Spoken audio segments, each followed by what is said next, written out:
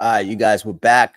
The original twos just today. Sean, Javon, all 52 podcasts. We were just talking off air. It's been a lot of spicy things going on in sports. A lot since we got on last week. Some gambling stuff, some coaches getting fired, the NFL, NBA. Javon, what's good, man? I got to be honest with you. People keep talking about oh man, we've lost all sense of patience in college football. And we got Dion, who we damn sure got to talk about today. Yeah, Saying, that's everybody wants to get the BBL instead of going in the gym, as the analogy. Nah, man, these ADs and these boosters are just holding coaches accountable, and I love it. And the NFL could learn a little something from this year in college football. This complacency can't stand. Looking at you, Baltimore Ravens. Looking at you, Pittsburgh Steelers. Oh, and I got something on both those teams today. Who else is in that category in the NFL, Sean? Are we looking? I was more high on them than you. The Bengals losing to the Jets like that. Oh yeah, Zach Taylor. He's gone. He's gone. Gone. First ticket out of Cincinnati. Gone. Start holding these coaches accountable. There's too many free passes being given. Too many free passes. I actually like I like with the owner of the Colts. I saw her say why I'm on the headset, and she was like, "Well, I gotta learn. I'm giving millions of dollars to these GMs and these coaches." I actually liked what she said. That the operation looks like. I can see how the operation. It might not be the receiver. It might not be the player. It might be the coaching. And maybe I'm paying them millions. Why she said that? Because at first the optics didn't look good. But when I saw her, what she said, the press conference, I was like, I get it. Yeah. Especially these coaches getting paid too much money. And we just name a few. The accountability. And this is why it cannot hurt to speak to the press. It doesn't hurt at all. At all. Ownerships. I love that.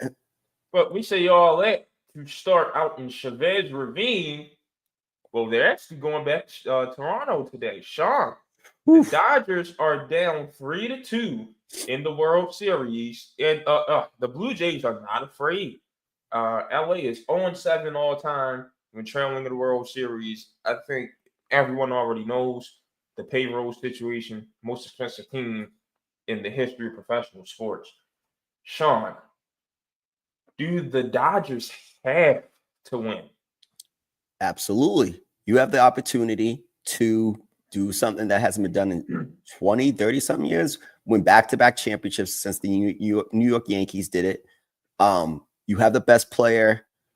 I'm silently, he might be the best player I've ever seen.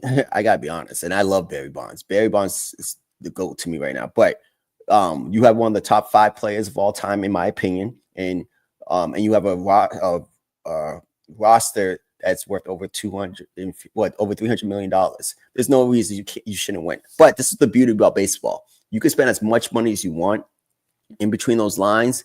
But when it comes down to it, I've seen the Yankees lose a bunch of times. I've seen them lose to the Arizona Diamondbacks in the World Series. I've seen them lose to a Florida Marlins team in the World Series. So you know what I'm saying? So that's the good thing about baseball is that the payroll doesn't dictate you automatically going to win World Championships, because then the Yankees, Red Sox, Dodgers will always be the top team. So that doesn't negate that. But what I do like, we're having a great series. And I think I said in the chat the other day, I was like, I think it's going to go 7. And last night, I should have texted the chat. I was like, man, I think the Blue Jays are going to win tonight before the game, because you got Yamamoto pitching game 6, and the game 7, you're going to get everybody's best shot. You're going to have Tani on the mound. You're going to just get everybody. Everybody's going to come back with one game. It's been a great World Series, something baseball needed. And Toronto is a big market outside of the United States, a very big market. So I'm actually happy. It's 2 big markets, quote unquote, in a sense. It's good for the game. Last year's World Series, this year's World Series, I think baseball has been winning the last 2 years. I have to give that tip my cap. But the Dodgers have to win game 7. I just feel like because of the talent, we're going to say yes right now. But the real answer is no, because of the team you mentioned, the Yankees. Those teams, saw them lose, saw them bounce right back and win, right? And for the Dodgers, I think they passed the test and you know how hard I am on the Dodgers. I think they passed the test by winning last year, by pulling a Boston Celtics circa '08 of, now we ain't gonna wait for this thing to develop. We're gonna go win it the first year, right? Now you don't want to be the Celtics and not win it again, and only win the first time because Pau Gasol hadn't been a Laker the whole year, and the Lakers were not healthy in that series. But do you think the Dodgers are never going to go back? No. You know what I mean? Yeah. I see what you're Like, saying. they're going to go back. Yeah. That rotation's loaded and not getting any worse. It's actually going to get better because Kershaw is going to retire. I want them to win so Kershaw can go out on top. But Ohtani is that guy. Mookie Betts is going to be a conversation pretty soon. Very soon. Because what he does on defense is good. I don't know if his back merits his contract anymore. You know, Freddie Freeman is still one of the elite hitters in baseball. Will Smith, they still fear his power. I mean, the series isn't over. It's going to go 7. It's right? Going to 7. Yeah. So, I mean, baseball needs that to go 7 games. The series has been too good. Baseball needs it to go 7. So, like, you know, do we expect the Dodgers to win? Yes. And does everything point towards they should win? Yes. But do they have to? I'm going to go with no, because I know they're going to be back. And we've seen dynasties lose before. I've seen the Spurs lose. I've seen the Warriors lose. I've seen the Lakers lose. I've seen the Patriots lose. Like, it happens. Kansas City. Yeah. Kansas City. Yeah. It happens. It happens. No, but the only thing is, when you name all those teams, except for the Spurs, they won back-to-back at least. And the Spurs, the only one out of that teams that you name. The Patriots did it. The Chiefs did it. The Chiefs had a chance to win 3 in a row. And that's why they went all in last year, to separate themselves from the Patriots and all the other dynasties in the NFL. When you have a chance to do something that hasn't been done since the early 2000s, you got to win it.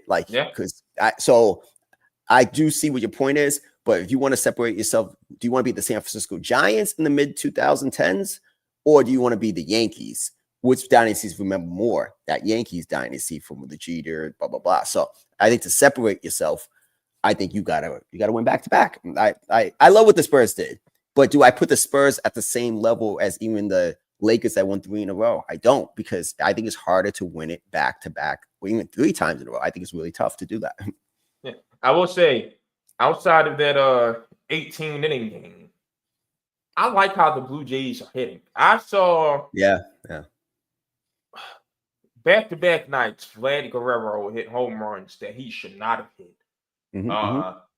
Like, they're getting the Blue Jays read the scouting. They know they're going to get jammed, and they are choking up on their bat, tucking their elbow, and getting around to the baseball. They just look like a team that is super prepared. I'm a fan. Locked in. I'm a fan. I said after the Yankee series, if the hitting coach doesn't get a job after this year, I'd be really surprised. I don't know if he's in interview yet, but I know they're in the World Series. But there's a lot of openings, and he's done an amazing job. The hitters are amazing too. They have a great hitters, but their approach. He's had his coming out party. Oh, he is now. Go ahead, one of those guys. Yeah, he's one of those guys now. So I've been very impressed with baseball the last 2 years. This World Series has been really exciting to me, and I think, and Yamamoto has been, maybe since Madison Bumgarner, or even maybe Kurt Schilling. This is one of the best runs I've seen someone pitch in the postseason in a long time. Yeah, I think he's. This is what you pay him for. He comes game 6. Distance. Yes, and he'll probably come in for game 7 in the next the day afterwards. Oh, I really anticipate seeing all of the guys. Everybody. I anticipate seeing Snell, Glasnow, Ohtani, Yamamoto, Kershaw. I imagine seeing everyone. I don't know the schedule yet. I have to see, but game 7 better be Saturday night. Okay, yeah. Please they'd rather compete with college football than the NFL. Yes, yeah. Which I hate, because we got some pretty good games Saturday night. But Game 7 of the World Series, do or die. one got to go on the TV and the other got to go on something else. Yeah. Matter of fact, I might move both my TV. So I've got 4 screens in this apartment. I might put them all in one central location and just and just figure it out. I'll be honest with you. Yeah, no, but it will win for baseball so far. Great World Series. I love it. All right, so Sean, can we say this is the most bizarre coach firing we've ever witnessed down in Baton Rouge?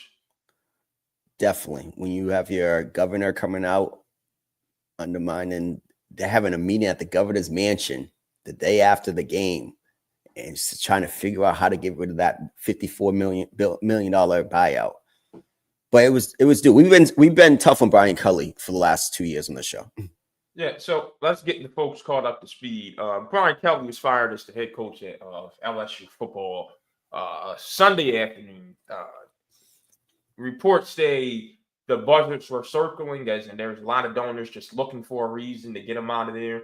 And that loss to Texas A&M was enough. It's got a $54 million buyout that will not come from tuition, or it'll all be funded by donors, apparently. Had a 34-14 record in conference play. Never really got those guys going. Never really fit in. We know Brian Kelly's got one of the worst attitude problems in college football. But where things got bizarre is what Sean alluded to happened. There were meetings in the governor's mansion. Mm-hmm. And apparently the governor of the state of Louisiana has a lot of power when it comes to the board of directors and the brass at Louisiana State University. And then he held a press conference, and he held athletic director Scott Woodward very accountable, saying, look at the contract he signed Jimbo Fisher to while he was at Texas A&M and what it cost that program, and look at what it's costing us here in the Bayou for the contract he gave to Brian Kelly. We are not letting him hire another head coach. Sounds like that guy's going to be gone too. Hey, Jeff Landry.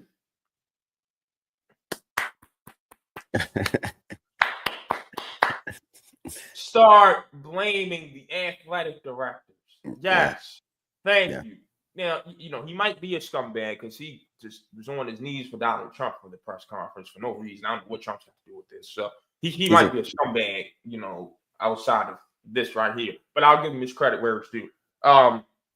Yeah, Sean.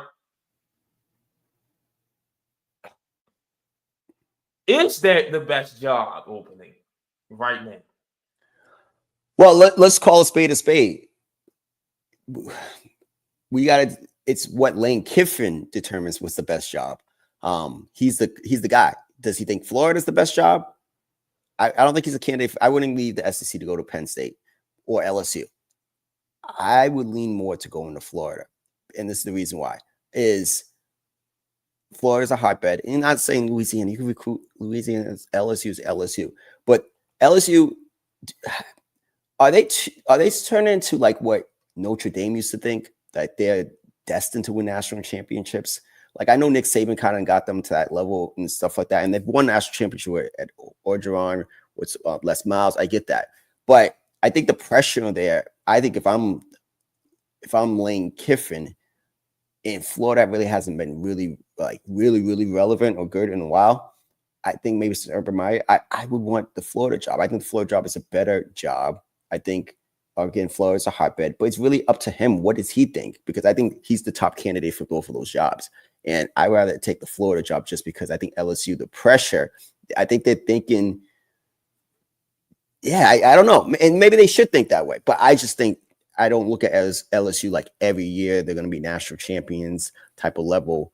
Like they had their year with Orgeron, Joe Burrow, Jamar Chase, and those guys. But I don't look at them, but the pressure's real. They're bigger than the Saints down there, so it's real over there.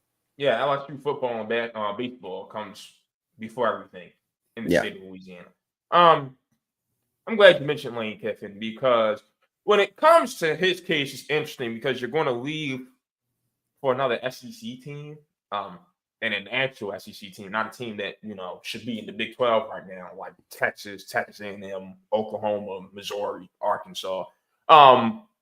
Like if you built Ole Miss to be where it's at, to be better than those two programs right now,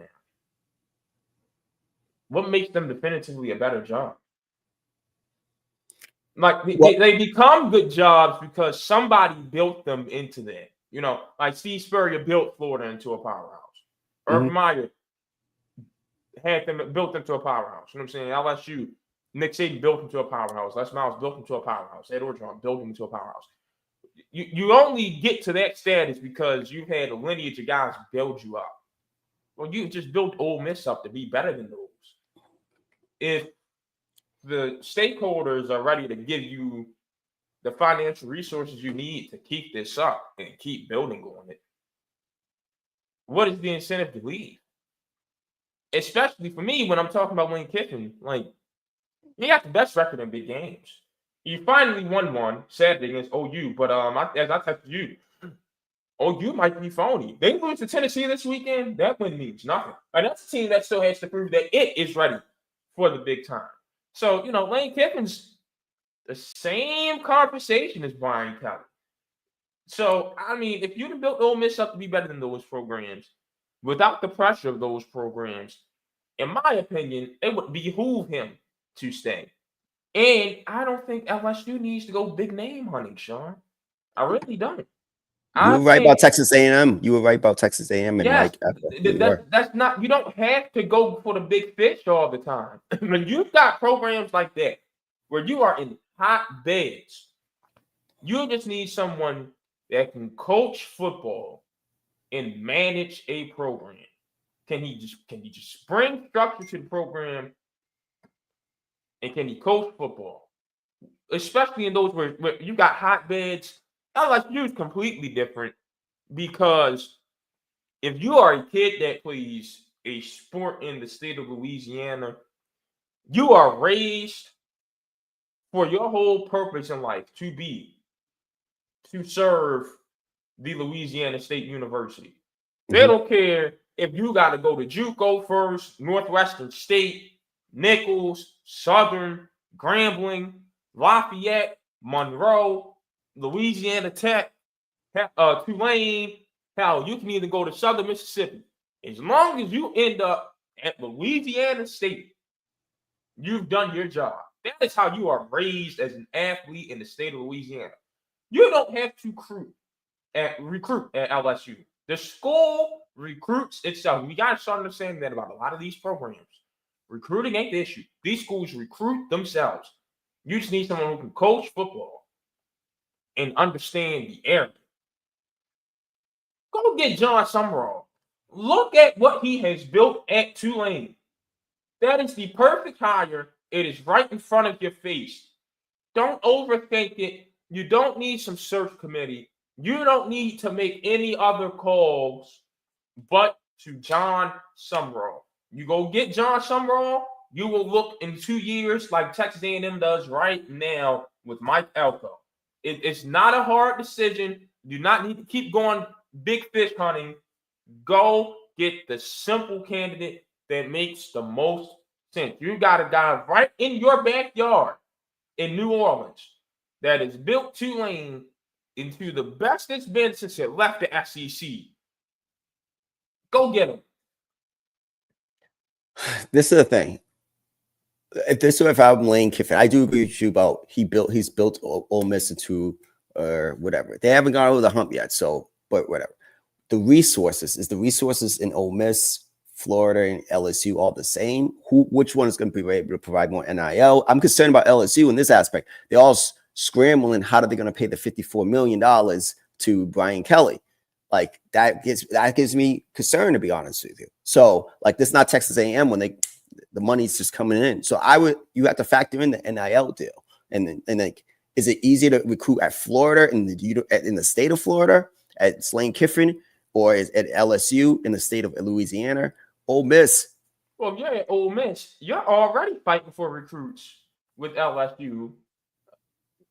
That's your neighboring state, and Come on. Okay, Mississippi State might be their biggest rivalry down there in Oxford, the Egg Bowl or whatever. But their most competitive rivalry is the Magnolia Bowl. Them and LSU. I hate the optics of him jumping the fence. I really would. I'd hate those optics. And then, like I said, in terms of Florida, you've built Ole Miss to be better than Florida for years now. Years. What's to say that is definitively a better job? Because let's say you keep winning. And then somebody comes around and takes that Florida job this year, and they wind up getting the Gators back on top. Guess what, Sean? There's going to be another big opening somewhere. There's going to be another one somewhere down the line. Sarkisian at Texas ain't guaranteed to last. You know what I mean? Yeah. Lincoln Riley at USC ain't guaranteed to last. Good point. And that Rule at Nebraska, who, by the way, I was a little harsh on a few weeks ago when I said just because he's going to be in the running for Penn State doesn't mean he should be, because he's got the same problems as James Franklin, which is true. I do have to say, he does have Nebraska doing better than it had been. It has trended up each season with him. Yes. And you got a chance at redemption this week. USC is coming to town. Is that a fringe top 25 team? Absolutely. But it's still top 25 team. Got a chance to win. Go out there and do it. But no, it's no guarantee he's going to be at Nebraska long. It's no guarantee the Penn State coach is going to work out. It's no guarantee that some NFL team is going to do all they can to go grab Marcus Freeman eventually. Like something, Michigan, Sharon Moore and a lock to stay up there. Something's going to open up again. You can stay put. You don't have to jump ship in the conference if you're Lane Kiffin, to me. You ask me, Lane stays at Ole Miss. LSU goes and gets John Summerall. Penn State would be idiots to make the same mistake of going to get Brian Kelly. You're going to have the same issues as you had with James Franklin, except with a worse attitude.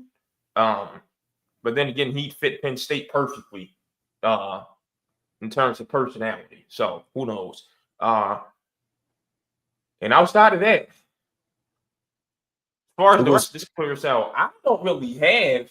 What about Florida? Many perfect fits. Yeah, that's what I'm saying. I don't really have many perfect fits. I keep hearing people talk about go pay what you can to get Dan Lanning out of Oregon. Stop it. He's not leaving Oregon. He is. Come on. Like, you got to make that Oregon. That is that might be the best job in the country right now, just because of Phil Knight. Just stop that. UCLA. Oh, yeah. They got some racist bastards in this world. When they're winning, all you see on social media from these national outlets just posting Neuheisel all day long. As soon as they lose, now y'all want to post the actual interim coach and skip. No, go back to posting Neuheisel. Go back to posting. I think it's they're setting up for news. It just looks like he's going to be like the head coach or something like that, or he'll be in the running for the job after the year. Yeah, that just rubs me the wrong way. Shane Beamer, you're never going to win the SEC. South Carolina. Get out. Go make your daddy proud and take the Virginia Tech job easily.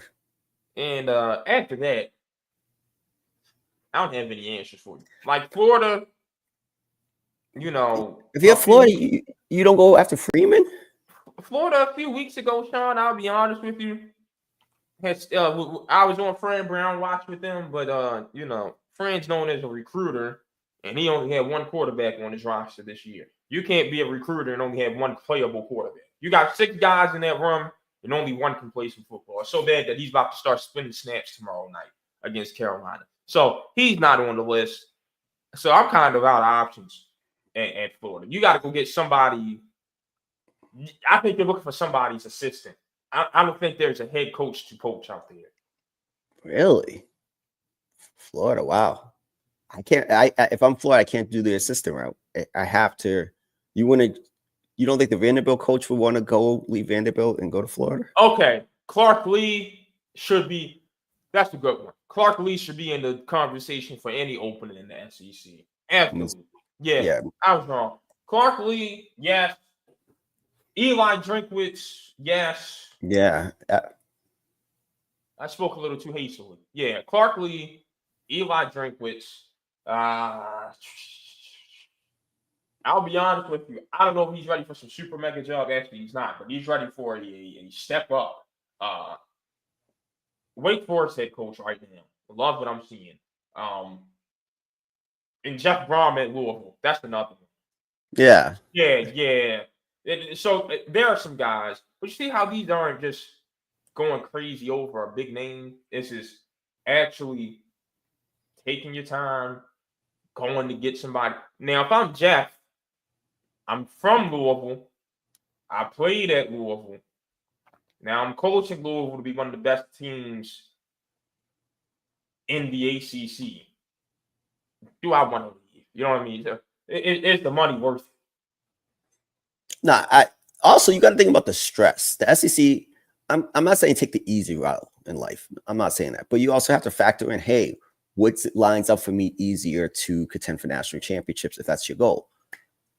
When the ACC is more possible and get into a playoff than being Florida, you have to compete with Georgia, Texas, Oklahoma, all those teams every year. So I think you have to factor that in as well.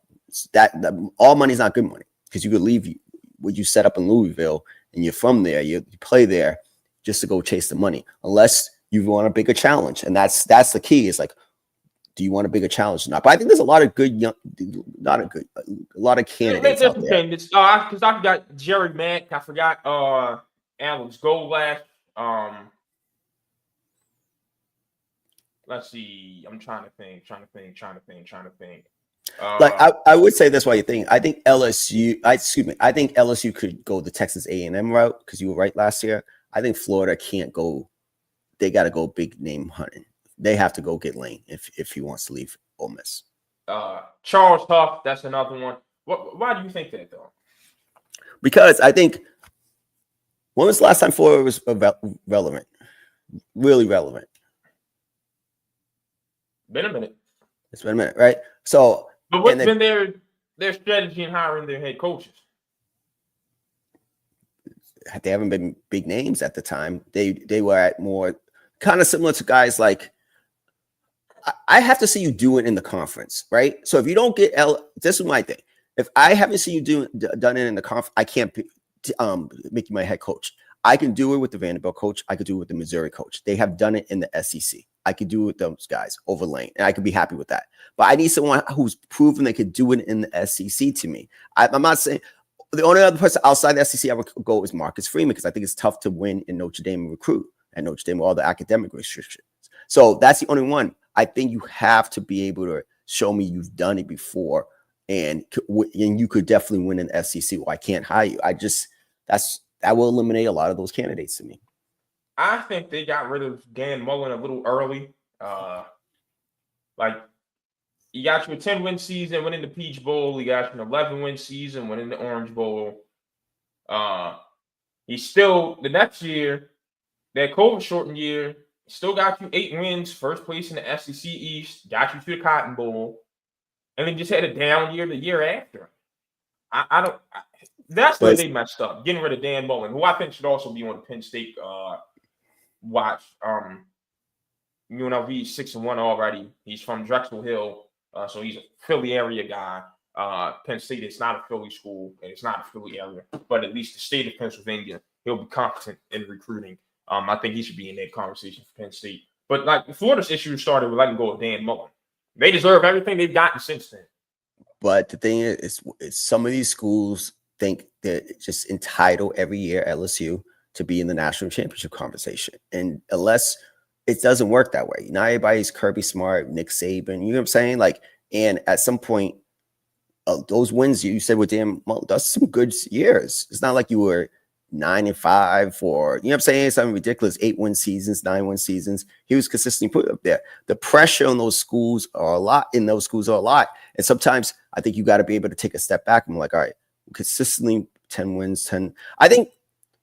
I do believe in holding people accountable, because I think Brian Kelly, again, the fit wasn't the right fit at all. His attitude's horrible.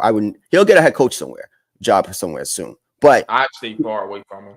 yeah, he's this arrogant prick that he comes off of and doesn't fit, right? Fit matters. But and so all those they factor into, yeah, your team had high expectations there and they faulty, you got to go. So I think that all matters. But I do think some of these schools have too high of expectations. Like it's hard, and it's now, and the only thing is now that the CFP's around, I think they ratchets it up now because there's an easier pathway to get. You got 11 chances. Pictures. Yeah, you got a lot of chances. Yeah. Yeah. And there's going to be a lot more 2-loss teams in the SEC that make the playoffs over these years. Just because you'll have 11 minus 3. You'll have 8 chances. Yeah. So it's going to be more ratchet up. All right. Sean. Scared of Wembanyama, man. I think that guy's about to be the next best player in the NBA. What we're seeing from him. You know, what I appreciate the most is the guy said, you know what? I am 7'4". It's that simple. He just made it that simple for himself. I am 7'4".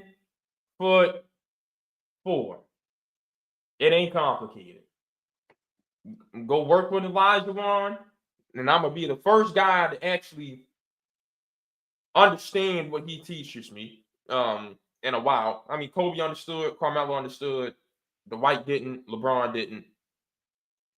Giannis, God bless his heart, he's trying. Help him a little bit. At least he learned to jump hook. But the footwork still isn't immaculate. Let me say, you know, I'm 7'4". I'm gonna go learn how to be a big man. Absolutely. And then that's just what I'm gonna do. And then I'll start stretching the floor out. On top of the defense I already play. The only thing I can think of besides he's about to be the best player in the league is they really did not have to trade for De'Aaron Fox. Yeah. They didn't give up a lot of assets, though. Let's give them credit for that. They did not give up. Because the Kings are just such a bad organization. Yeah, it's just horrible. So they didn't give a lot of assets. Would I give him that extension? No.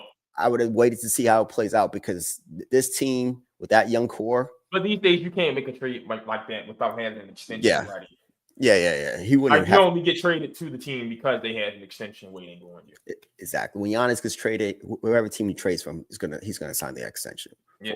So, listen, it's common basketball. We're sick of we and you talk about how we don't like the whole 3-point shot and how it's taken over the NBA and sort of all this stuff, right? So he was like, "Yo, I'm 7'4". Let me get to the basket. I'm making life so much easier for the defense and harder for myself." Like he's a good 3-point shooter. He's not a great 3-point shooter. Get to the basket and dominate. And dominate. You know who else is getting that right now too, Sean? Oh. Karl Anthony Towns. Yes. He's in that same boat. Hey, you know what? Shaq and Charles, they ain't hating on me. They telling the truth. I am bailing the defense out, shooting all these damn threes. Let me get to the rim. I'm 6'11", 240 pounds. Let me bully somebody. So hats off to both of them. First of all, I know the record doesn't show it, but shout out to the Knicks' new offense. I watched the Knicks play against the Bucks. They lost. It's much better so much better to watch. It actually might put them as my second favorites in the East. But we'll talk about my first favorites in a little bit, and my surprise favorites to win the East in a bit. But I love it. If he's this type of player, I think it's already set up. If you think about it, Giannis, Jokic, they're all their 30s. Within the next 2-3 years, Wemby's the best player in the NBA. And it's fine. I like his personality. I think he's not soft like some Frenchmen have been, Rudy Gobert. He's not soft. He's the complete opposite. They picked on him in the pick and roll last night. He has the confidence, that a little bit of arrogance to himself. He's determined to be the best player in the league. He's going to be the best player in the league. By the time the Olympics hit in 2028, Wemby's the best player in the league. He'll be in League 5 or 6 by then. What I tell you after the last Olympics, I said, everyone be ready for 2028 because Wemby is coming for his gold medal. Yes. Telling you, France is winning the gold in 28. And you heard it here 2 years ago. Last year. But yeah. No question about it. He's the best player. And like, I really like what I've seen from Harper, Castle. I like the pieces there. There's no excuses why that team doesn't make the playoffs this year. I heard someone say on ESPN a top 6 seed. I don't believe that because look at the record and who they played so far. I think the only quality wins maybe a up and coming Toronto team. So in Dallas, I don't know. What I don't know your thoughts in Dallas. We'll talk about them too. Well, Dallas has a Jason Kidd problem. Okay, all right, we'll get into them. So I love what I see, but he'll be in the top 3 for MVP this year. He might actually win it. If he wins it this year, is he the best player in the league? I think MVP this year is going to come down to him. It's going to come down to Donovan Mitchell. Those are the 2 I'm looking for the most to go get that award. We know Giannis is going to be in the conversation for it. Those are the 3 I'm looking at where I'm like, I think those are the 3 that need to finish in the top 3 for their teams to go where they need to go. I think based of off course, Jokic is on track for it right now. Yeah, Jokic is always going to be in the conversation. Yeah, I'll say my top 3 will be Giannis, Wemby, and Jokic, depending on the order, depending on how the year plays out. But Giannis is already putting up a ridiculous number for a team that, when I watched them against the Knicks, surprisingly, I'm like, they do have some pieces, and I do kind of like the style of play. They have him being the point guard and just surround. And you know, that's the funny thing. Before I even got a chance to watch one of their games, I was just looking at their roster before the season started, saying to myself, maybe this is the year they use him as a point guard some more because they don't really have one on the roster. And if they're going to get their best 5 players on the floor, then Bobby Portis and Miles Turner have to be out there. So Giannis would have to be up top. And those guys, like, they just surround him with those 2 and 2 more, shooters to space the floor, and he'll be fine. So I'll hats off to Doc Rivers. Very smart tactic. Yeah. So far, so good. It's a lot what I'm seeing from Milwaukee. So yeah, but Wemby, and he put him like he's serious about the craft, and I like that. That's the next face of the league. We've been worried about who's going to be the next face of the league. Again, he got to win, and it's naturally going to happen, like you told me. But he has a great chance to do it. Really good chance. You know me, that's the conversation I don't partake in. Yes. But there is another number 1 pick, Cooper Flag. Sean, I said the Mavericks have a Jason Kidd problem. They need to save Cooper Flag. Jason Kidd is only good but for so long as a head coach. Didn't last long in Brooklyn because he got traded to Milwaukee. Milwaukee did not last long. I think he's coming up on his last legs in Dallas, too. You got Ryan Nembhard and D'Angelo Russell on your roster. Why are you forcing Cooper Flag to play point guard? It doesn't make sense. I don't. The only thing is this. Why do we think? No, Sean, I can't even let you give him a butt. Not right here. No. Because why do we think everyone needs the ball in their hands all the time? He's a good player. Let's stick him at the 1. That's not how it works. That guy plays defense, runs the floor, hits the open shot, can hit the midi. He's not supposed to be out there looking to set up everything. The only reason they got whooped by the Spurs because he was at the 1. And what are we doing here? He is a small forward. Play him there. That's the same thing that got your ass fired from Milwaukee. You kept trying to force Giannis to play the 1 when the brother kept getting bigger, kept getting stronger, and was dominant around the rim. Put him down low. And that's when Milwaukee won their championship. When it's, forget this. Giannis, your job, be the big fella. This is Dallas. Cooper Flag has 2 point guards on his roster. Put him at the small forward. And stop overthinking it. Everybody wants to be geniuses and reinvent the wheel. It's basketball. It's never going to be reinvented. Stop it. Yeah, I think we've seen it so far with Houston and now with Dallas. Like, is Cooper playing out of position? Absolutely. The only thing I was going to say with my butt was I don't think D'Angelo Russell is a good NBA winning basketball player. at No, all. no, he said he doesn't want to play on winning teams. Remember that? When y'all came back to Brooklyn, I'll never take it for granted playing free basketball again. Yeah. So that's the guy you bought What? in. Yeah. For Kyrie. It doesn't make sense. I do not want him being my point guard. So that's my only caveat. But yeah, it's Cooper's falling behind in this rookie of the year race these first 45 games because of Jason Kidd playing him at the point guard position. But I'm Cooper. I'm like, yo, again, it's not just about stats and rookie of the years and awards. I get that. But he's falling behind because you have him in a position that he's not meant to succeed at this point. I think Cooper could play spurts at point guard. Absolutely. I do that. I think Jalen Williams did in the NBA finals. I think he could do it. But do I think Jalen Williams could play 48 minutes at point guard position? No. So you got to be able to put Cooper in positions to succeed. And again, I asked him the last segment about, do we think Dallas is good? I think the pieces are good, but I have to see Kyrie there before we jump ship. But Cooper has been shaky the first 5 games. Some games he's been good, some games he's been whatever. And I do think that his ball handling skills are not top level to be a point guard every single time down. And I understand he's doing the whole Giannis, because at the end of the day, we have to give Kidd this credit. He put the ball in Giannis's hands. So it was like, hey, drive the basketball, do what you got to do with that. And look at what it has translated to Giannis in year 8, 9, and 10.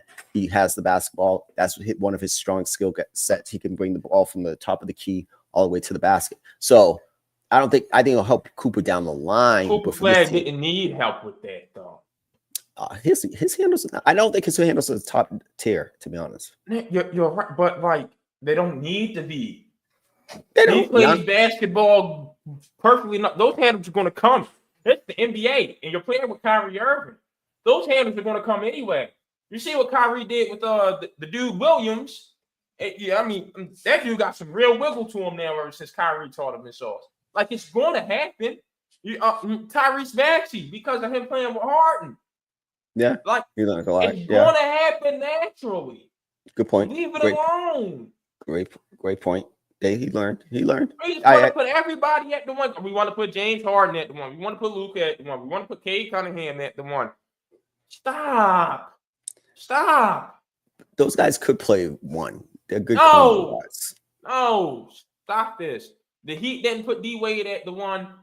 Good reason. Larry Brown moved Allen Iverson's ass to the 2. Great reason. We got to stop all this trying to make everybody a point guard. It's not the vibe, bro. It's not the vibe. Tyrese Maxey, it's 2 guard. We got to stop all this, man. The Phoenix, stop forcing Devin Booker, the best scorer of his generation, at the 2 guard spot, and you're forcing him to play the 1. What are we doing here? No, that's like basketball. Yeah, that's why I agree with you in that aspect. There's certain guys who I don't mind James Harden playing the 1 at this point. Would he serve better at 2? Probably. If you told me there was a bunch of the most winning years of his career came at the shooting guard spot. Did they not? They did. I was going to say, if you had 10, 15 Chris Pauls in the league, I would say I agree. But guys ain't playing like that in the league anymore. Like, there's not a lot of point guards. And then when we have smaller point guards play, we got what we saw from Reed Shepherd, even though he's been better in the last couple games. Reed Shepherd's not a point guard. The Reed Shepherd is not a point guard. He can't play in the league. Then he can't play in the league. Reed Shepherd's a 2. He needs to be catching his scoring. You got to hide him on defense.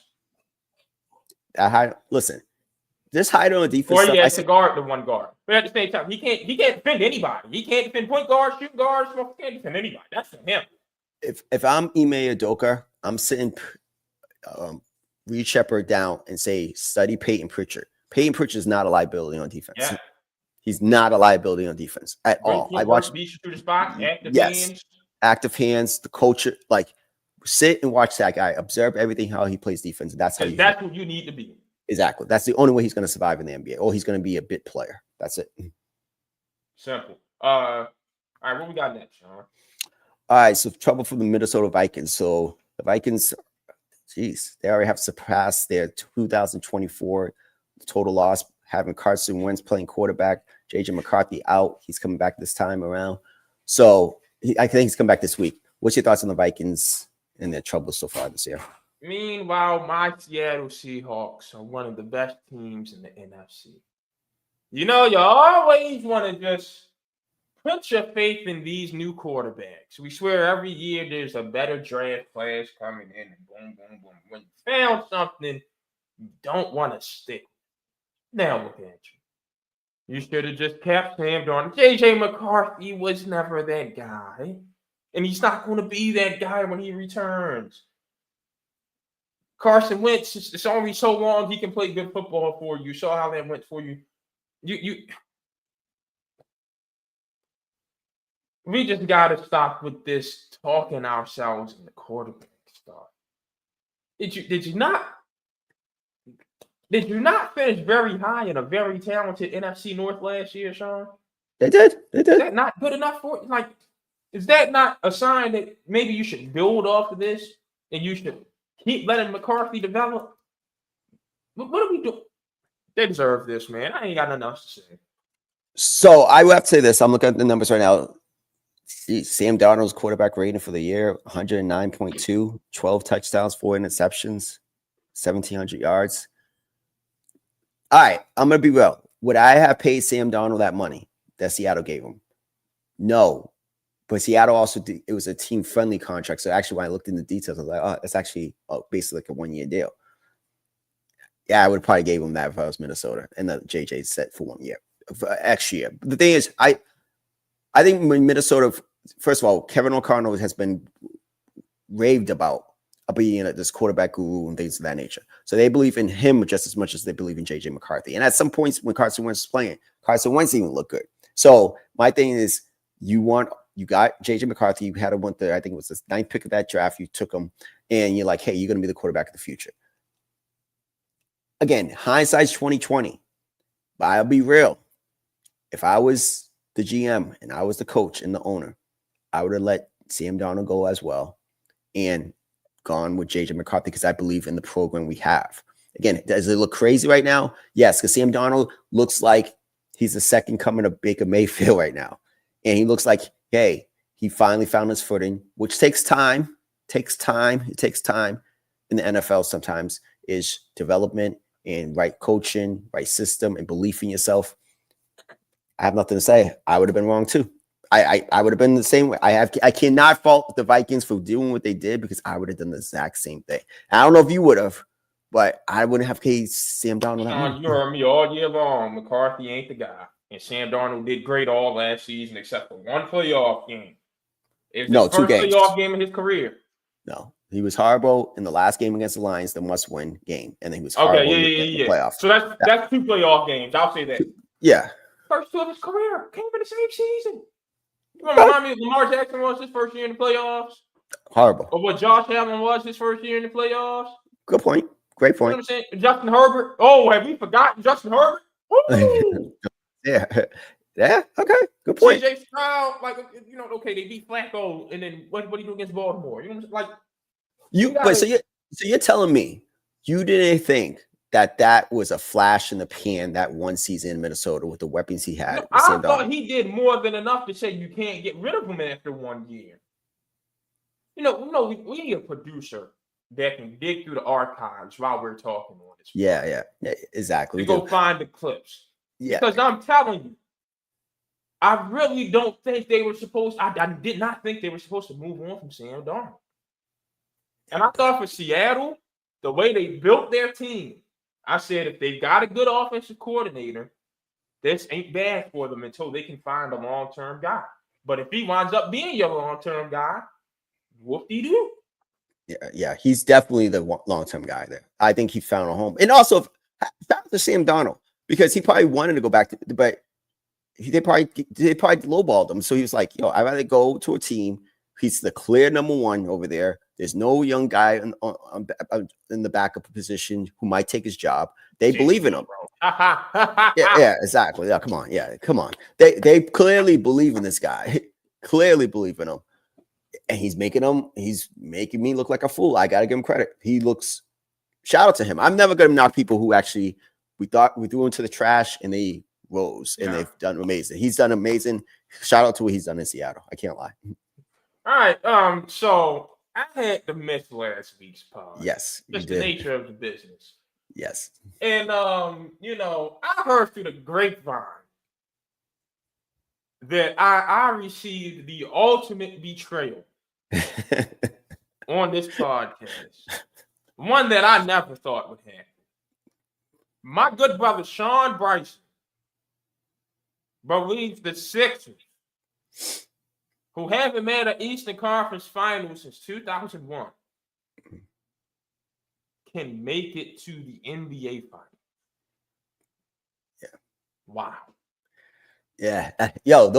It's crazy for those words to even come out of my mouth because everybody knows my disdain for the city of Philadelphia.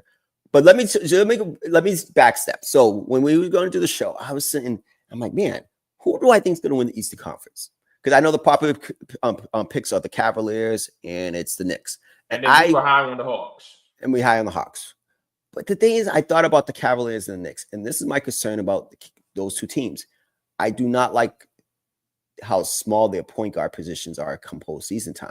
I really think that's a negative thing with Jalen Brunson and Darius Garland on defense can be picked apart on defense. Go ahead. Who the Sixers got in the backcourt? We're going to talk about Tyrese Maxey. Tyrese Maxey is bigger than both of those guys. They're going to get picked, but Maxey, it's not about 6'2", Brunson 6'2", Garland 6'1" in a string beam. Maxey's 6'4", 6'5". No, he's not. No, he is not. No. VJ Edgecombe is 6'4". Maxey is 6'2". Oh, he's Come 6'2". on now. You're right. He looks big on TV. Okay, so I take that. He's got some muscle to him. That's he got muscle. Okay, but my point is this. Oh, this is the point. Even forget the height. Defensively, who in the postseason are you going to pick on? You're not going to pick on Maxey like that. You're going to pick on Brunson, and you're going to definitely pick on Darius Garland. And we see he's fragile, right? So I'm not. I can ISO Garland. I can do whatever I want to Garland. Pause. I can abuse Brunson in the pick and roll. And Cat. I'll be honest with you. Give me a team to match up against the Knicks, real quick. Just give me any team. Milwaukee. I'm Milwaukee. What I'm doing is that lineup I said of Giannis, Portis, and Miles Turner. And then you can give me AJ Green and Kevin Porter to go with it. I'm calling actions where I'm letting Porter bring it up. Giannis come catch it at the wing on the give and go. As you know, just let Porter bring it up to the top of the key, swing it to Giannis, go set the screen for Brunson to go switch on, and then we having fun. Now, the Knicks have kind of X'd that out this year with Mike Brown. What they're doing is pre-rotating and triple switching to hide Brunson the way the Warriors used to. Yep. I wouldn't care. We're going to keep passing the ball on that side of the floor until we get Brunson on the ball. And then we're going in. The only way I would switch and pick the Knicks number one if they go with Mitchell Robinson, Karl Anthony Towns at the 5 and 4. Then I might have a different conversation. Yeah, because I think you're gonna. But if they do that, Sean, and it needs to be Anunoby at the 3. If they do that, I need a different shooting guard than Josh Hart. I need another guy who can go get theirs on the perimeter. Yeah, and they don't have that on the roster. They don't have with Mikal Bridges, OG, and MLB. So I think that both teams has flaws. So my point was just like I think the East is wide open, and I think it's going to be another team that's a surprise. So I'm not gonna lie. I was debating between the Magic and I was debating between the 76ers. Orlando looks like the same damn team from last year. You had Desmond Bane just to look the same. Oh, the head coach is on the hot seat. Mostly, yes. Yeah. No, he's definitely on the hot seat. There's no question. That's another one of those, hey, this is the guy that can get you through the rebuild, but you need somebody else to take you over the hump. This is one of those situations. That offense, horrible how that started the year. Oh, and then I match it with the defense. He's on the hot seat. If he makes it to the All-Star game and they don't pick better, he's gone. That's just what it is. He's a Mike Brown candidate. Hey, you got some New Year's, man. Exactly. That's just prime example. But so it was those two teams, and I'm like, if you look at the roster of the Philadelphia 76ers, a lot of stuff has to say if, right? Again, did I think Edgecombe would be having a hard start like he was? Absolutely not. But I knew he was going to be a good rookie because he's one of those guys. Certain people with the space of the NBA, will look completely different than they look in college, right? And so I'm like, all right, he's going to do that. And then Maxey will be healthy and bounce back. And they do have a lot of talent. Oubre, they got Grimes, they just got a lot of solid talent. And then the key is don't overexert Embiid come regular season. If Embiid can play, and then you have Paul George this year now on this team, third option. Yo, find a sucker for Paul George. You don't need him this year. You don't need him. You don't need him. Because as much as I crap on the Sixers, I'm gonna give them their credit. They know how to play without Embiid now. It took him long enough. I mean, he's always hurt. You're supposed to know how. I think Nick Nurse just needed to see it up front. Like, yeah, our team cannot be contingent on him. Maxey, this is your team. Get them to win with you. When the big fella is here, it's an added plus factor. Get him the ball, help yourself out some. But we're going to win because of you now. And he's just going to be some additional support. We can no longer we're learning to win because of him. We cannot be sitting around waiting on him. This is Mike Bivens calling Johnny Gill to join New Edition. Hey, man, Ralph over there trying to cut his solo album. We can't rely on him to eat no more. This is the Temptations, man. David Ruffin really wants some stuff right now. We can't keep hitching our future to him. Dennis Edwards come join the group. That's what's just happening with Joel Embiid and the Sixers right now. 1,000%. And the thing is, what they have to do, even when Paul George come back, is you never say no one, never. No one should take that contract. It's a bad contract. It's horrible. It's the second year, but play fast like they do. Again, VJ being what VJ is, it's like clearly going to be in the top 2 or 3 for rookie of the year. He's having a good year, and you still have McCain coming off the bench. If you look at the roster construction is really good, and then you have Embiid play his bit role until the postseason. And you know how much I hate that 2018 Toronto or 19 Toronto Raptors team. Hate them because I don't like what they did with basketball. No, because they did a travesty to basketball. Shout out to Michael Jordan on that NBC. All what he said about load management is 100% right. I'll be honest with you, bro. Go ahead. NBC, y'all gypped some people, man. Oh, you did. Y'all spent a whole off season hyping up this Michael Jordan as a special contributor thing. And really, y'all just paid him to do a one-on-one sit down with Mike Tirico. And y'all going to show 2 or 3 minutes of the interview every week. Yeah. Oh, man.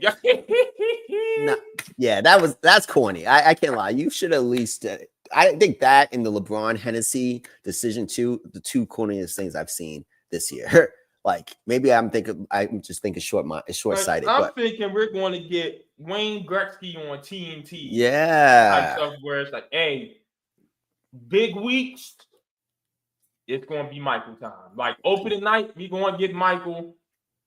And then break. NBA right after the trade deadline. So all NBA Cup stuff's on Prime, so I don't expect to see him. Okay. I wouldn't expect to see him. But opening week, post-trade deadline, and all the playoffs, Mike's going to be in studio. Hell no, it's just the interview. Oh, come on, man. NBC, like the picture quality. I like the presentation. I really do. I do. I liked it.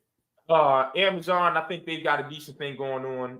I think Taylor Rooks has to learn how to be a studio show host.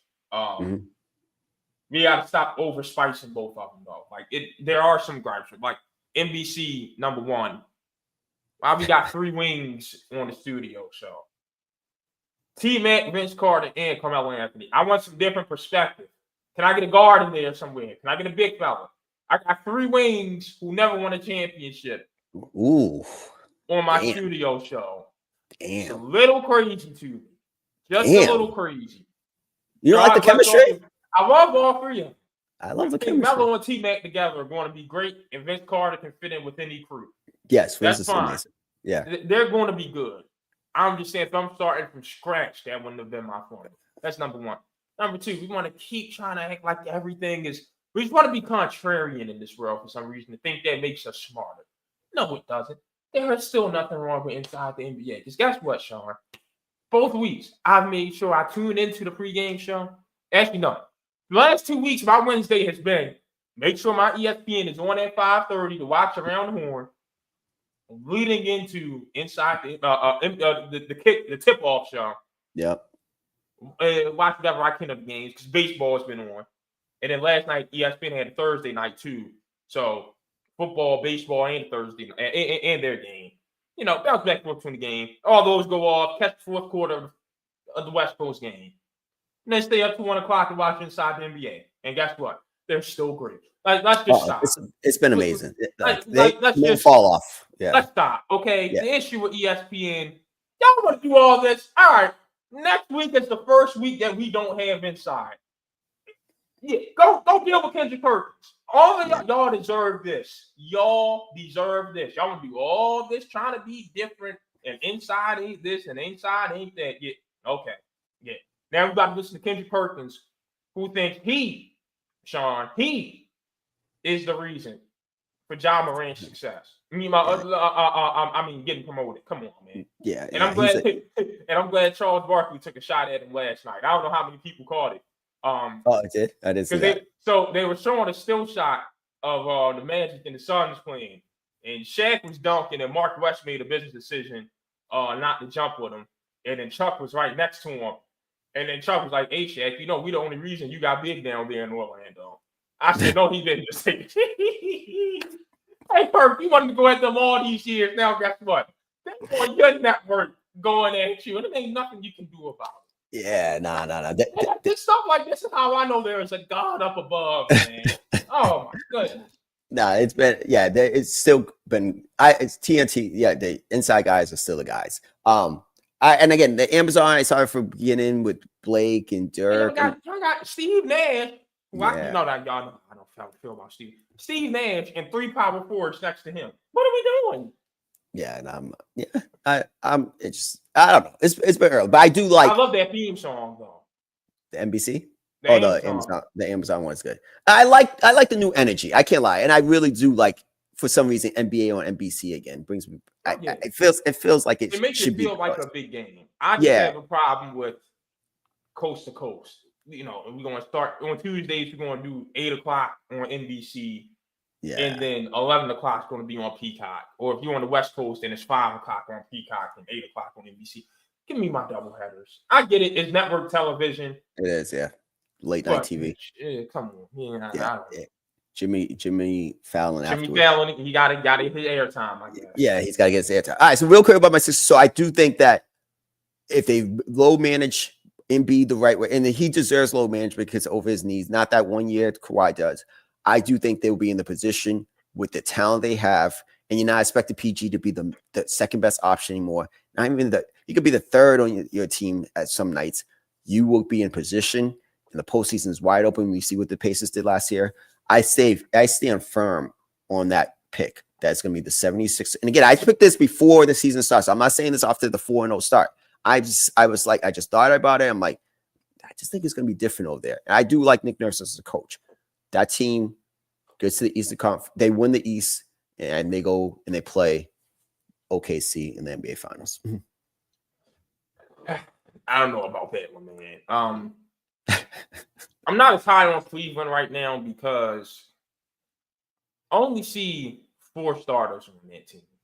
4 championship starters. Lonzo, Donovan, DeAndre Hunter, and Evan Mobley. I don't know who else on that team is a must-have. You don't need Garland. Don't need Max Strus. Don't need Sam Merrill. I don't like Jared Allen right now. That whole shooting 70% from the field stuff last year, that's fine. So, alley oops and dump balls because everybody's worried about Donovan and Evan Mobley. I feel like Donovan might have to do too much this year. Yeah. And that ain't like, because remember when we headed into the offseason, I said he has not been the fault any of his team. He's not been the reason for any of his teams losing the postseason. And I see him to do what Jordan did in that summer of 90 of, hey, y'all just going to get on my back. Y'all going to steal me all off season and learn how to approach this thing. And I just don't think that's the answer for the Cavs. So I don't want to put Cleveland in that conversation. And then the Hawks, I don't know what's going on. It's just no team with Trae Young is going to be able to be taken seriously. That's where I'm at with it. So the East is wide open. So there is a chance. I will give you that. And I also would say this: I'm not picking them to win the East, but I do like the style of play I've seen from Milwaukee. I can't lie; it looks better than I thought it would look. And when you have Giannis, he's going to average probably like 35, 12, and 10 or something. You have a chance. So these scoring outbursts and these averages to start the season, disgusting. and then Tim Legler broke down how bad the foul calling has been this year. We got teams averaging 30 free throws a night. We got players averaging 10 free throws a night. Come on. And then I go on TikTok and somehow the referees pop up on my stuff. And they out here defending these. Man, most of the stuff y'all think is travels ain't travels. I hate NBA referees. There's one demographic in this world that I cannot say. They are number one on my list. I don't like NBA referees. I really don't. You see that clip that went viral with Giannis taking seven steps? Come on, like that's it's just bad basketball. Like we're fighting at the park. We're fighting at the park. Yeah, like come on. Like I just don't like what I've seen so far in the sense. And I hate to just be badgering about the same stuff every year, but you gotta let guys play defense. It can't just be defense. The only thing I don't like is the NBA allows all this stuff to go on, and then after All-Star break, they want to start calling it, hey, we're gonna play it tight, and then we're gonna do it for the and they get mad when somebody gets hurt. Yeah, and exactly. And then you have Tatum out, you got her, and I guess those y'all ain't allowed them to build up the canvas. Yes. I just think it's bad business, and I don't think it's good basketball. Like again, I'm watching it because it is what it is. I love basketball. I'm not gonna shy away from that, but it's not good basketball to watch when guys are able to score all these 50-point outbursts, 40-point outbursts. Like I'm gonna be serious. I would not be surprised if Luka Doncic averages over 38 points a game this year, easily. I'm not even being funny. I'm just serious. Have LeBron James and Austin Reeves on your team. True. But if Luka, if Luka played for the Brooklyn Nets, oh boy, he would average like 50 points. Hey, you want to talk about getting your shots up? Cam Thomas and Michael Porter ain't looking at nothing but the rim, even when they getting double teamed. Exactly. Lord have mercy. Bad. So I forgot this one thing when we were talking about Cooper Flag. Hey, Klay Thompson, I gotta put you in that same convo with Russell Wilson. Just go home to your woman, man. Yeah, Clay's done, man. Klay, you happy? You ain't looking good. I know why you ain't looking good. Just go ahead and go enjoy that. Just go ahead. No, listen, what? Ain't nothing wrong. You're Klay Thompson, second best shooter of all time. You got 4 rings, first ballot Hall of Famer. You good? You can go home, Klay. And we gotta be real about Klay. I actually shout out to the Warriors. It was time to move on. That is stop. I said that. Yeah, nostalgia stuff don't work. Like he should not be a starting shooting guard in the NBA anymore. But I call a spade a spade. He can't guard anyone anymore, and the 3-point shot ain't the 3-point shot anymore. Yeah, just go home to Meg, man. Have fun. Yeah. You boy. You're winning. You're still winning in life. I know some brothers that would kill multiple people to trade places for Klay Thompson. Hey, Klay, do life in prison. I promise you'll all understand. You can go home, my brother. Yeah, time. Now, Sean, the Rumble on the Rockies is never supposed to look the way it did Saturday. 47-0 in favor of the Utes, who are not that good, and I have been reluctant to give a vote this season. Is it still prime time in Boulder? Is it coming up on time for Dion to leave this thing alone? I think Dion should be able to stay as long as he wants. But if Dion's being honest with himself and just his health in general, I think it's time to go. I do think that the allure of Coach Prime and stuff has worn off a little bit. And at some point, you have to get back to the nitty-gritty of coaching. And I do think you talk about this a lot. What is Coach Prime's calling card as a head coach? He's supposed to be able to attract talent. Okay. The thing is, he's got the wrong idea of how to. He thinks college football is exclusively the portal. And then you just get some freshmen here and there, some great freshmen here. No, it's the other way. You build mainly through your freshman classes, and you plug holes in the portal. And he doesn't believe in it, and he doesn't make trips to recruit. That's not how it works. Now, Grant, I will say this: he's got to do a better job at hiring offensive coordinators. Yes. Like you moved on from Sean Lewis. Sean Lewis has got San Diego State as a top 3 team in the Mountain West right now. I think they're 6-1. And then you got Pat Shermer, who stinks. Now I'm gonna be on this. Kane Salter has not been what they paid for.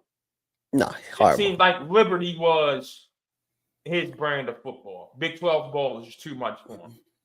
They got Julian Lewis waiting in the wings. Let's see what happens when he's ready to play. Because I do think that is going to be the thing with Deion. It's you got to wait for his crown jewels to play. It was, Shedeur and Travis. Now it's going to be Julian. So I will give him that.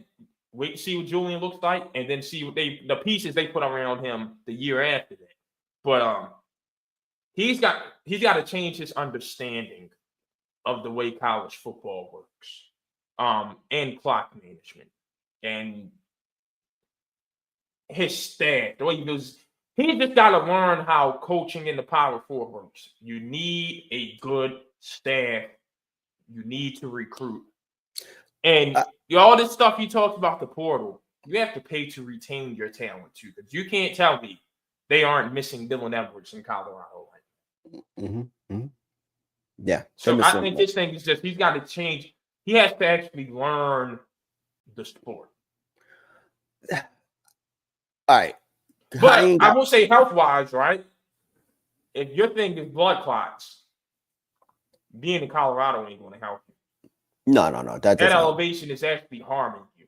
So I don't think for his own personal reasons he should be in Colorado. I will say that.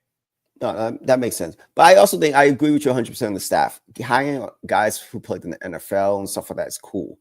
But hiring guys who actually been in winning college programs might help better. Yes. Just because they understand it like that. I mean, you talked about if you're the head coach and you're not able to go on recruiting trips, that's not good. Like, and the thing is, when I asked you about his calling card, it's like you talk about John Harbaugh all the time. What is Deion known for? Is he an offensive guy? Is he a defensive guy? I just get confused. Or is he just a name who attracts talent? Then you got to get the right assistant coaches to coach the talent. Yeah. And so that's my confusion. It's like, yeah, a couple of years ago, we were like, yo, he should have been at FSU. Yeah, but that was just to attract the talent. Doesn't mean you're actually going to win because you get the talent if you don't have the right coaches in place. And I agree. I completely agree with you. If he's going to stay on, he needs to be able to revamp that staff and get people from programs, from a Georgia or from this program who've been in college. It shouldn't be the names that just attract kids to, I can be coached by Marshall Faulk or Warren Sapp. No. I need to be able to be coached in the right way with the right talent, the right people around me, so I can develop, maybe play in the pros, develop and build a culture over there. What he has done in Colorado, it's been fun. And Colorado's never had this level of success. So that's why I say he should be able to leave on his own. Well, never had this level of success, recent success since him. But I do think, I said in the chat, I do not want to hear Deion's name mentioned for Florida State or any big time school. I gotta be real. Yeah, that would be an error. What I would like for him is if Alex Golesh gets a bigger job, for him to relocate and take his talents to South Florida. Okay, something like that. I'm not mad at that being in Florida, but not a big time. I can't see him coaching the SEC right now. I don't think he's worthy for that. With some of the candidates we talked about earlier, it doesn't make sense. But I think he needs to do a self-evaluation about his personal health, but also, hey, this namesake, and it's got to mean more. You got to build a program, and I completely agree with you. Two different things. He keeps trying to call college football the NFL. It's not the NFL. It's not the NFL. Get some guys. I'm sick of everybody, Nick Saban, and we keep saying college football is not the NFL. No, half these kids are not even half. Like a lot of these kids 90%. are not playing in the league. Bill Belichick can say whatever he wants to making UNC the NFL's 32nd team. The 33rd team, yeah, no. 33rd team, yeah. It's not. It's still college football. Simple as that. All right, so Baltimore playing tonight actually against the Dolphins. One impressive win on Sunday. Actually, I was actually very impressed beating the Bears at home in a must win. Do the Baltimore Ravens, can they still win the AFC North? Can we talk about the Bears real quick? Yeah, yeah, I knew you were gonna say that. 16 points against that defense. We gotta have a real conversation about Caleb. To Tyler Huntley. Yeah. Boy, oh boy, oh boy, oh boy, oh boy. Woo! If I was betting, I was gonna bet on the Bears to win that game before the game started. Easily. And then you got a chance to get yourselves back in it. And you throw the pick to Nate Wiggins. Hey, man, told y'all Caleb Williams had when he had to sit in that pocket and play off the timing. I told y'all, come on, man. Y'all gonna start trusting me about these quarterbacks eventually. You don't look good.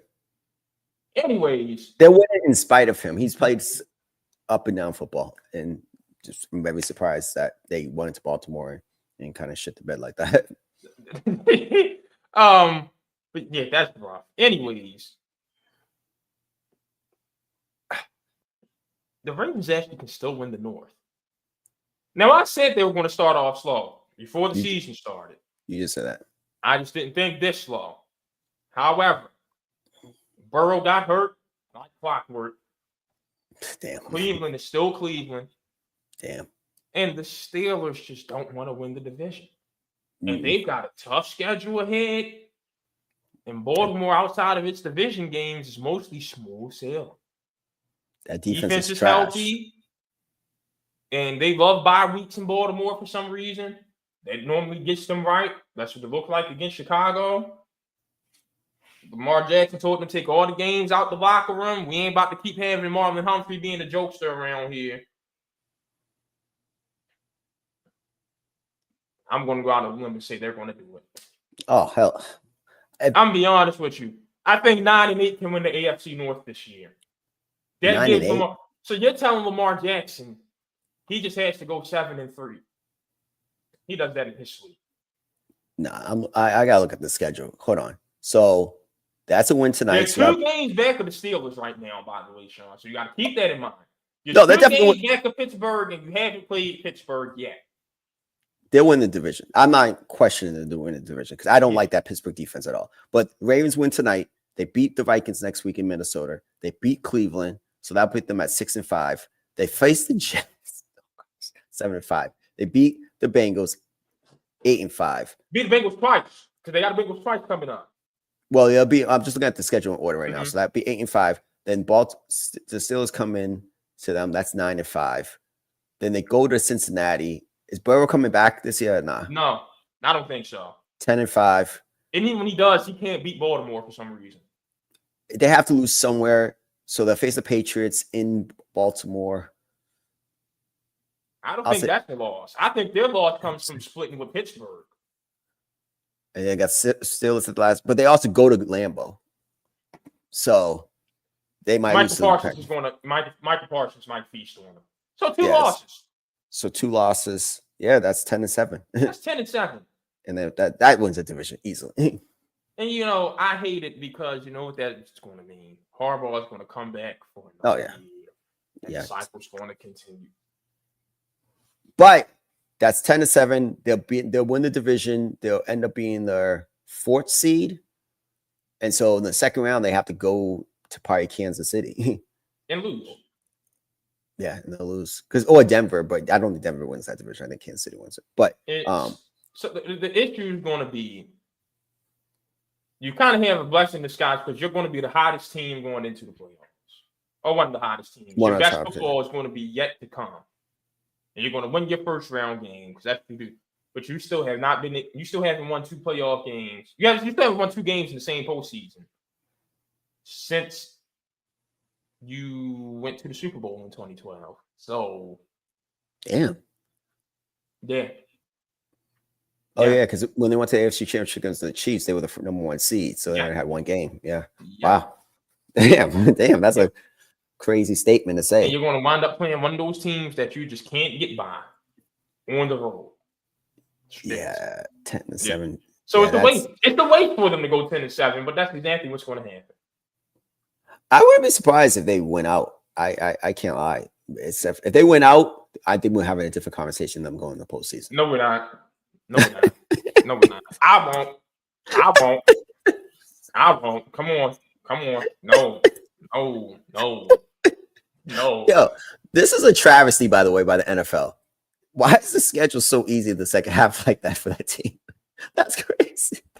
Well, also, to be fair, They the Bengals- front loaded the schedule yeah, and and relied on just the division games to be the tough games on the back half for Green Yeah. Bay. yeah, we thought the Bengals would be better. I Well, thought now, Minnesota was supposed to be tough. Now, that was just Yeah. supposed to be a tough schedule. yeah, okay, so it turned out to be what it is. Okay, all right, so I give him, I take that Can't back blame because the NFL for this. you can't blame for that. Yeah, because yeah, okay, I get that. But they win the division. They that sounds crazy to say, but they definitely win that division. All right, Sean, I'm back at it. It ain't quarterbacks this year. One of these running backs needs to be MVP. I don't care if it's Jonathan Taylor. I don't care if it's Christian McCaffrey. I don't care if it's Bijan Robinson.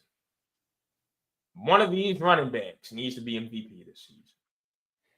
Well- I cannot name a quarterback that is just standing out to me.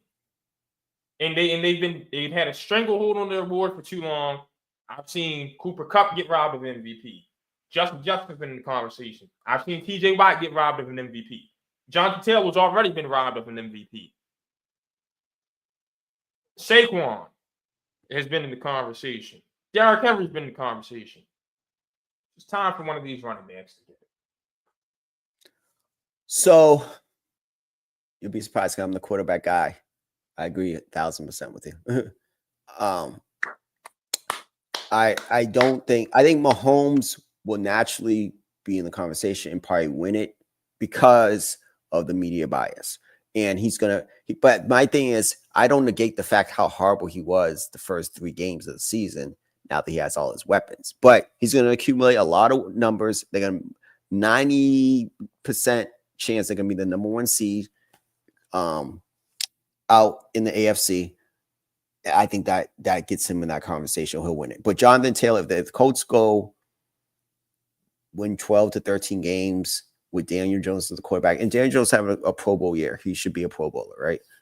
John Taylor's having an amazing year. He's my MVP so far. I just think Bijan Robinson won't have enough wins, and I don't think that team's going to make That's the just an playoffs. up and down team. Yeah, too bad. And I think San Francisco will be a going to be that time.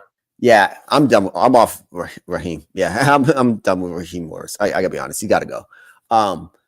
But then in San Francisco, McCaffrey's having a real good year. But I just think that's a fringe playoff team. The Rams get in, Seattle get in, and they might. In fringe conversation is because of McCaffrey, though. No, absolutely. But is he having that much better year than Jonathan Taylor? Oh no, surprising Colts team. Nah. So Jonathan Taylor's got the Colts playing in a form where Daniel Jones doesn't have to win them games. Exactly. So I think those 2 different conversations. And yeah, I agree with you so far. And I hope it happens. I don't think this has been a great year for quarterback play in the NFL. Nothing amazing. Like Mahomes out of the 4. Well, Lamar was having a really good start to the year, but he wasn't winning. And he might get himself in the listen. Actually, let me say this.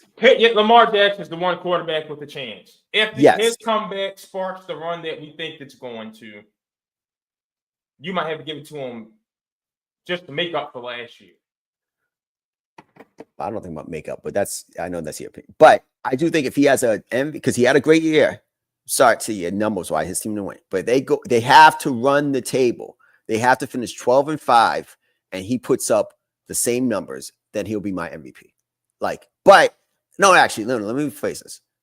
If the Colts become the number 1 and number 2 season in the AFC with Daniel Jones, I don't care. So that's the other thing there, though. Yeah, the narrative. I just brought up the whole have not won 2 games in the same postseason since 2012.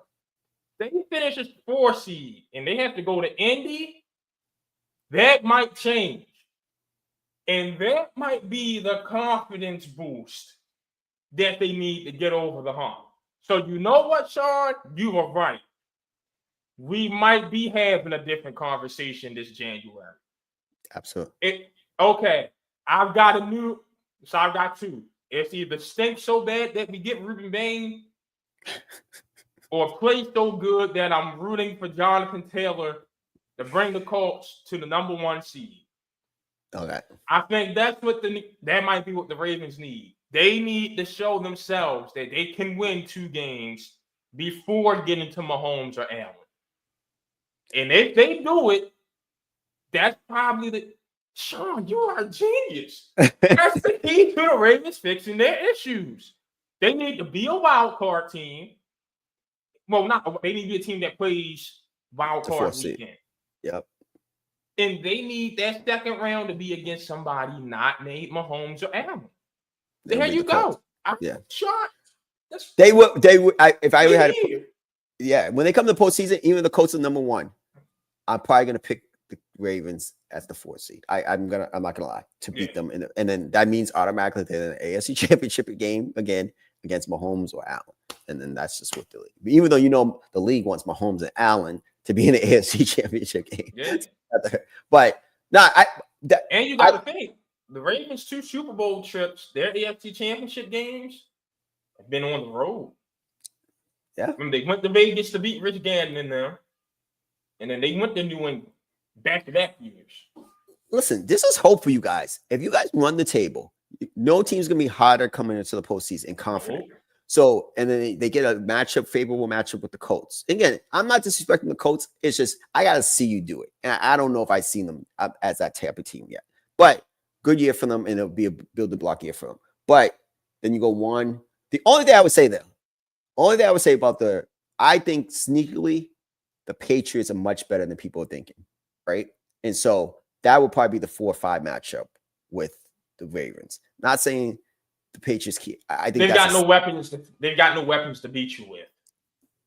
I don't think that your defense is good, and I don't think Drake May is going to be able to make the plays. I really don't. Hey, Sean, I'm telling you that. Watch how the defense plays for these next few weeks. Yes. For some reason, their thing with Zach Orr, that's how it was last year.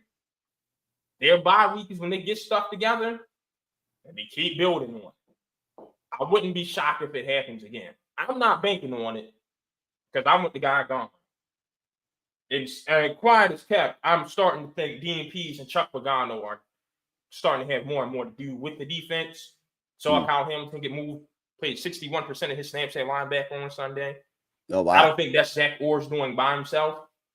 So, Syracuse going through the same thing. They just brought in Don Brown to kind of go help Elijah Robinson because he's in over his head at defensive coordinator. I wouldn't be shocked if defense keeps getting better because those 2 keep having their roles increased in the formation of the defense. Listen, it might not be a lost season for Baltimore. It might not be. You in Lamar's chances for MVP. If he closes out, and one thing I have to say, Lamar has been really good this year when he's played football. Yeah. He's been really, really good. Except for taking sacks. All right, taking the sacks. But name out any quarterback who's played the quarterback position better than Lamar Jackson this year. This year, nobody. Nobody. Only one I'd put in the conversation is maybe Baker Mayfield. Yes. I just don't like that pitch he threw at the end of the Eagles game. Yes, I take that back. I agree with it. Baker and Lamar have played the highest level of quarterback play this year I've seen. But Lamar comes back and he's healthy. Let's see tonight. Stafford's in that conversation too. I think he's number 3 in the group though. Okay, so those 3. So those 3 guys have played the best, and Mahomes is trending up. But I think Lamar is not out the MVP conversation at all. I'll put Dak at 4. Sean, Austin Reeves, your boys in the contract year. Averaging 35-10 right now. Imagine Johnson and Jerry West are the only ones to do this. What do the Lakers do with them? It's the price tag's gone up. the price was Fat Joe say the price yesterday is not the same today or Not whatever today, yesterday's price, not today's price. yeah. And I think the worst thing for the Lakers is because you're gonna have to max him out. You're gonna have to give him a max deal, and that's saying to Luka, this is your running mate for the next 4 years, and it's true. You're gonna have to, Javon, you gotta max him out, or let him go and let someone like the Brooklyn Nets max him out. But he's gonna get max deal. I'm never mad at anyone getting their money. Yeah. He's definitely improved over the last. We can laugh and joke. He's definitely improved over the last couple of years. So, is he at the point where I've paid him max money at the beginning of the year? Absolutely not, because of the salary cap and all sorts of stuff. But the way he's paying him, period. But he's going to get his money from somebody. Oh, he's getting max money somewhere. And my form of GMing. I ain't paying you just because that's what the market dictates. Sign and trade. Sign and trade. Let LeBron walk. Sign and trade. You probably will need to make one more move after that on like a Jarrett Vanderbilt to open up another max contract spot. Yeah, Giannis is available next summer or 2 summers. Jokic, all these guys are available. Like I agree with you. Look at what the Houston Rockets have done to build their team. They didn't give max money to Sengun. They told KD, KD took $30 million less because they're like, we got to keep this cap sheet clean. Like, so I agree. I don't think he's a foundational piece. I think he's the 3rd best player on a championship team. So I can't pay you max money. Like not in this economy, not in this luxury tax NFL top style system. So, but he's going to get max money somewhere. So he's made himself max money. Great shot yesterday. And you just see the confidence he's playing with. Again, the numbers will go down when Luka comes back, LeBron comes back. But on a team like Brooklyn, a team like Chicago, some of these teams with cap space, he's going to get paid. Ooh. Kobe White, Austin Reeves, Josh Giddey, Matas Buzelis, and find him a center. Yeah, I can't talk myself into it. Nah. Speaking of White, 140 points a game.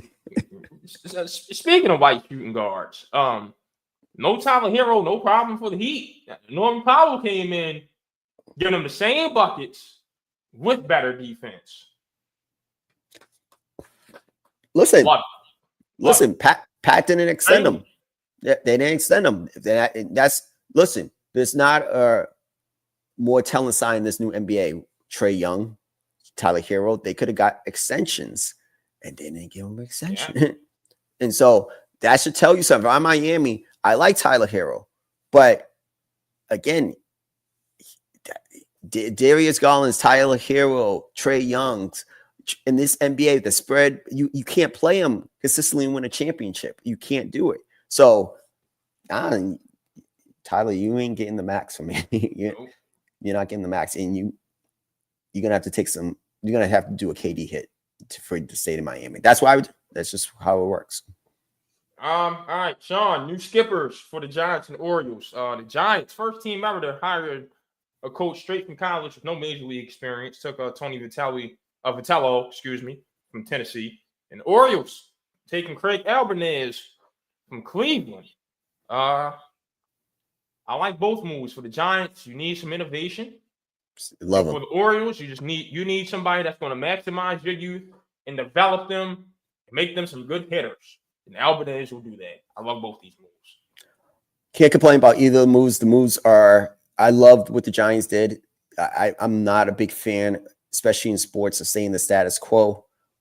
This guy seems like a motivator, innovator. He'll say it like it is. They need some juice in that division.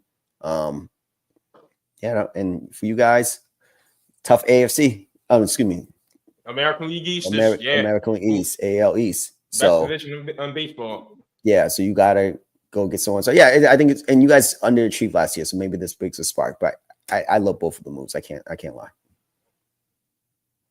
Trophy of the week. Heads off of the week. Justin Fields. Way to shut Woody Johnson up. Hey, Woody, the Jets have been long for so long. And you know what the only common denominator has been besides MetLife Stadium? You. Shut up. Yeah. No long talk on this either. I think that that's the way you bounce back. And again, if I'm the Jets, why play Tyrod Taylor? Why? Just play. You're gonna have a top 10 pick. You might have the first pick in the draft, actually. What the hell am I talking about? See what you got in this kid. He's gonna be up and down, and make a move from there. That's what I would do. And Zach Taylor. Oof. Boy, Oh, you gone. I mean, are we just stacking up terrible ways? It starts with Baltimore with the Buffalo loss. Then it becomes the Giants with the Broncos loss. And then it's this one. I mean, they were up. Oof. No, he's gone. He's gone. I don't care. You get Al Gore. You can get Bill Belichick. You can guard himself. No, to save that defense. That defense has been god awful for the last couple of years, and he's the head coach. And the offense seems very stale. And I like what Joe Flacco's doing.